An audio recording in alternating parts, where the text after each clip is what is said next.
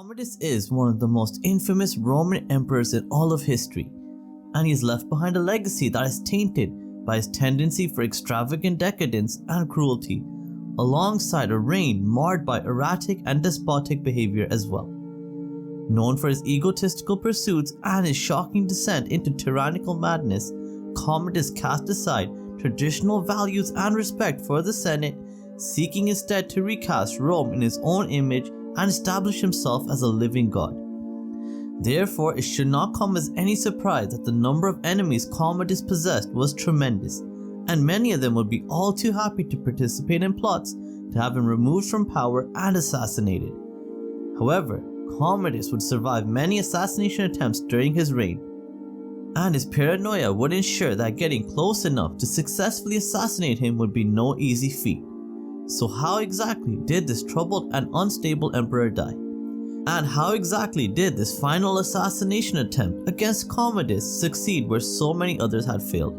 To answer this question, we will be critically considering ancient Roman sources that provide an in-depth analysis and discourse into the events that led up to Commodus' death. But before we begin, don't forget, if you want to learn more about the deaths of some of history's greatest figures, then subscribe to my channel Historical Exit. When considering the death of Emperor Commodus, we have one contemporary ancient Roman source that discusses his death in any great degree of detail, and that is Cassius Dio's Roman History, which paints a very vivid description of what events led up to Commodus being killed. He also establishes what the motives of the conspirators were, and lastly, how did the assassination itself occur. Cassius Dio states the following behaviors and intentions of Commodus as being key considerations that led to his assassination, emphasizing in his works Roman history that Commodus, taking the name of Hercules, fought in the arena with weapons and killed many men. He even wanted to go to war with the Senate, and he declared that he would kill all the senators and change the name of Rome to Colonia Commodiana.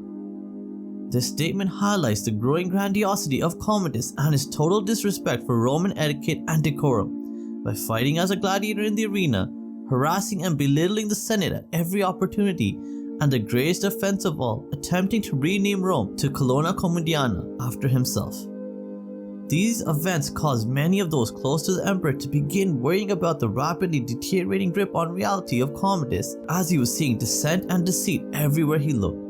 And this would result in Commodus creating a list of close advisors and high-ranking officials he wanted to have executed, and on this list was included the name of his long-term mistress, Marcia.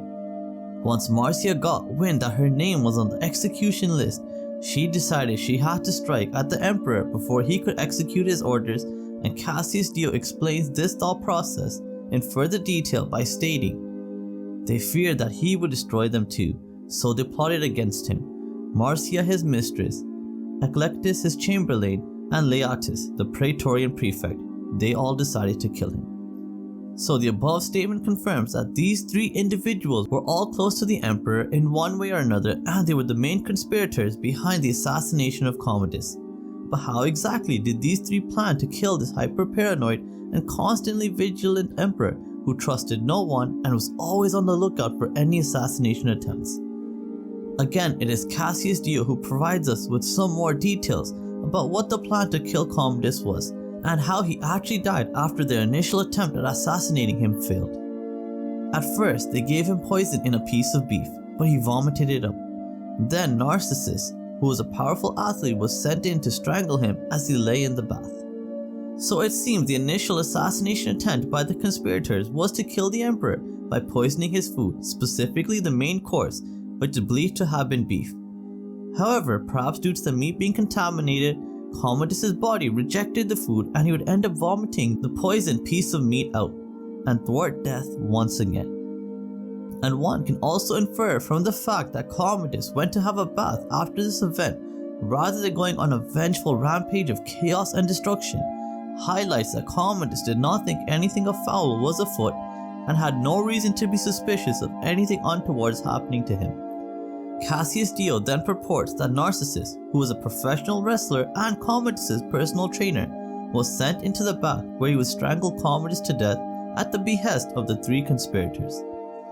This death by strangulation discourse is not disputed by any contemporary or modern historians, And although Cassius Dio was a strong detractor of Commodus, as he was from the senatorial class and had strong reasons to despise Commodus, there seems to be no evidence to suggest that his depiction of the events leading up to the death of this infamous emperor are inaccurate.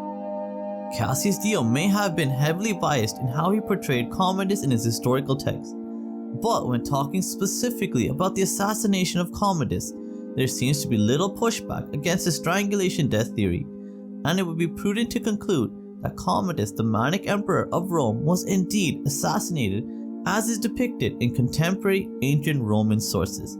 So I really hope you enjoyed that video, and if you did, please do like and share this video with others. And if you haven't done so already, subscribe to my channel Historical Exit so you can learn more about the deaths of some of history's greatest figures.